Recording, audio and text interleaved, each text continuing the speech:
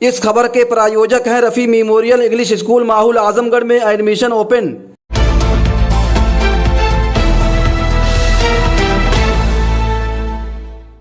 जय हिंद, आदाब। मैं हूं शमीम जलाजपुरी और आप देख रहे हैं खबरों नज़र चैनल।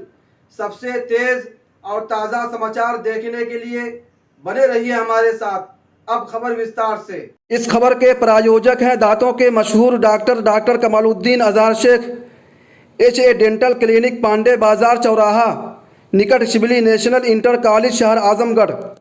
खबर आजमगढ़ से है, जहां भोजपुरी फिल्मों के मशहूर अदाकार दिनेश लाल यादव निरहुआ आज आजमगढ़ शहर में पहुंचे और सिविल लाइन चौराहे पर मौजूद पंडित दीनदयाल उपाध्याय जी की मूर्ति पर दिनेश लाल निरहुआ और बीजेपी नेता सत्येंद्र राय ने माल्यार्पण करके उन्हें श्रद्धांजलि दी।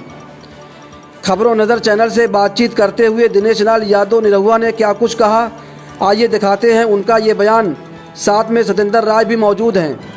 सर, आप आजमगढ़ में आए हैं जी, क्या कोई कार्यक्रम में आए हैं कि ऐसा ही दौरा आपका? हम लोगों का ये दौरा दो कारणों से है। पहला कारण तो ये है कि आजमगढ़ के जो हमारे DM थे वो चेंज हुए हैं। बहुत सारे कार्य हम लोगों ने उनको दिया था करने के लिए, तो उसमें कुछ काम हुए, कुछ नहीं हो पाए, और जो नए DM आए हैं उनको मिलके और बाकी सारे कार्य को उनको सौंपना है कि इसको आप जो है करके और जो सरकार तक पहुंचाना है वो भेजेंगे। उसके अलावा बहुत सारा ऐसा भी कार्य था जो माननीय मुख्यमंत्री जी के यहाँ हम लोग पहले भी दिए थे।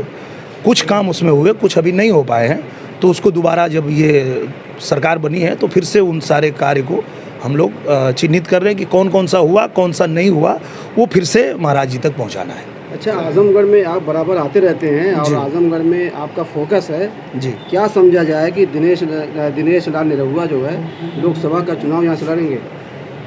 दिनेश लाल यादव निरहुआ तो लड़ चुके हैं यहाँ से लोकसभा का चुनाव, दोबारा लड़ेंगे। और यहाँ बार बार आने और रहने का जो मेन कारण है वो ये है कि जब मैं पहली बार आया था चुनाव लड़ने के लिए तो आजमगढ़ के लोगों का मुझे इतना प्यार, आशीर्वाद, सहयोग मिला कि मैं भले चुनाव नहीं जीता पर मैं लगातार उनके लिए यहाँ आता रहा हूँ, आगे भी आता रहूँगा, क्योंकि प्रदेश में भी हमारी सरकार है और देश में भी हमारी सरकार है। तो आजमगढ़ की जो भी समस्याएं हैं, जो भी चीज़ें हैं, वो अखिलेश यादव जी ने कभी न उठाया न कभी कुछ किया। तो इसकी जिम्मेदारी हमारी पार्टी ने हमें दिया है कि आप जो है वहाँ जो भी चीज़ें हैं वो सरकार तक पहुँचाते रहिए ताकि वो काम होता रहे। विश्वविद्यालय बनना शुरू हो गया है जिसकी मांग हम लोगों ने किया था। उसके बाद एयरपोर्ट का चालू हो गया है, पूर्वांचल एक्सप्रेस तो हो ही गया। इसके बाद जो है जो मुख्य काम बाकी है, एक तो आजमगढ़ का जो पानी निकलने का सीवर वाला मामला है वो अभी तक नहीं हुआ है, वो हमें मुख्यमंत्री जी तक पहुंचाना है।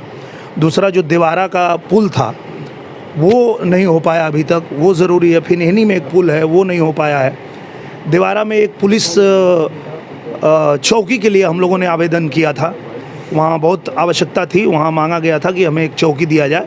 दूर दूर तक वहाँ पे कोई चौकी नहीं है, तो हमने पिछली जो हमारे थे DM साहब उनको भी दिया था, SP साहब को भी दिया था, तो उसको भी कराना है। तो ये सारे जो कार्य हैं इसके लिए ही हम लोग दौरे पे हैं ताकि चिन्हित कर पाएँ क्या हुआ और क्या बाकी रह गया। आजमगढ़ का प्यार, आजमगढ़ का आशीर्वाद आपको यहाँ खींच कर लाता है और उन्होंने इतना प्यार, आशीर्वाद, सहयोग दिया ना, मतलब 3,62,000 वोट यहाँ के लोगों ने मुझे दिया था, तो उन लोगों ने कुछ भरोसा करके ही दिया होगा ना, तो उस भरोसा को मैं नहीं तोड़ सकता ना। मैं उनके बीच में रहूँगा कि वो जो भी जीते थे प्रत्याशी वो आए ना आए, लेकिन मैं अगर बीजेपी ने टिकट दिया तो आप चुनाव यहाँ से लड़ेंगे? 100% लड़ेंगे। अगर मेरी पार्टी मुझे जो भी जिम्मेदारी देती है, सिर्फ चुनाव लड़ना ही नहीं, मेरे जिम्मे बहुत सारा काम होता है, तो मेरी पार्टी जिस कार्य के लिए मुझे कहती है वो सारा काम मैं करता हूँ। आजमगढ़ में जो कार्य बाकी रह गए हैं विकास के, उसको पूरा कराने के लिए आपका क्या प्रयास रहेगा? मेरा प्रयास यही है कि वो सारा काम चिन्हित करके जो काम मुख्यमंत्री जी के यहाँ से हो सकता है वो मैं मुख्यमंत्री जी तक पहुँचाऊँगा, और जो काम मुझे केंद्र तक पहुँचाना है, जैसे एक सठिया वाला जो रेल का एक रेल मार्ग वाला है वो केंद्र से होगा, तो वो हम लोग केंद्र में जो है उसको लेके जाएंगे। तो जो कार्य जहाँ से होना है उनके पास कम से कम हमारी सरकार है तो हम वो काम तो लेके जा ही सकते हैं। आजकल शिवपाल यादव का नाम बहुत चर्चे में है, क्या लग रहा है कि शिवपाल यादव बीजेपी में आ सकते हैं? देखिए, मैंने पहले भी कहा, अभी भी कहता हूँ कि भारतीय जनता पार्टी की अपनी एक विचारधारा है और हम लोग एक विचारधारा को ले करके और संघर्ष करते हैं। और अगर भारतीय जनता पार्टी की विचारधारा से सहमत होकर के और उस विचारधारा के साथ चलने के लिए कोई भी व्यक्ति आता है तो हम उसका स्वागत करते हैं। और अगर शिवपाल जी क्या अखिलेश जी भी हमारे भारतीय जनता पार्टी के विचारधारा पे आ जाएं तो हम उनका भी स्वागत करते हैं, उनको भी ले लेंगे। अच्छा, ये चर्चा है कि अखिलेश यादव ने योगी आदित्यनाथ जी का नाम ले लेकर जो है बुलडोज़र बाबा बनाकर जो है उनकी सरकार बना दिया। क्या बुलडोज़र का भी फ़ायदा लाभ मिला इस चुनाव में? बहुत फ़ायदा मिला है और वो अखिलेश यादव ने जानबूझ के नहीं, अज्ञानता में किया जी। अखिलेश यादव जी को अगर ये पता होता कि किस बात का विरोध करना है और किस बात का सपोर्ट करना है तो उनकी वो दुर्दशा नहीं होती जो आज उनकी दुर्दशा हुई है, मुझे ऐसा लगता है पर्सनली। क्योंकि अगर बुलडोज़र चला तो किसके ऊपर चल रहा है? माफिया के ऊपर चल रहा है, गुंडे के ऊपर चल रहा है, जो अतिक्रमण किया उसके ऊपर। और उसके पक्ष में जाकर के अगर अखिलेश यादव खड़ा होते हैं तो मुझे लगता है ये उनकी अज्ञानता है और उनकी अज्ञानता उनके ऊपर भारी पड़ी। अगर पूरे दुनिया में भारत एक ऐसा देश है जो अपने 135 करोड़ लोगों को वैक्सीन अपना खुद का बना के दे रहा है, उसके विरोध में अगर अखिलेश यादव खड़ा होते हैं तो मुझे लगता है ये उनकी अज्ञानता है जो उनको ले डूबी। ये थे दिनेश लाल यादव निरहुआ जी जो हमसे बातचीत कर रहे थे।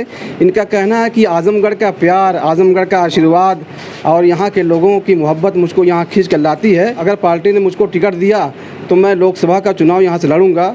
खबरों नज़र चैनल के लिए शमीम जराजपुरी, आजमगढ़।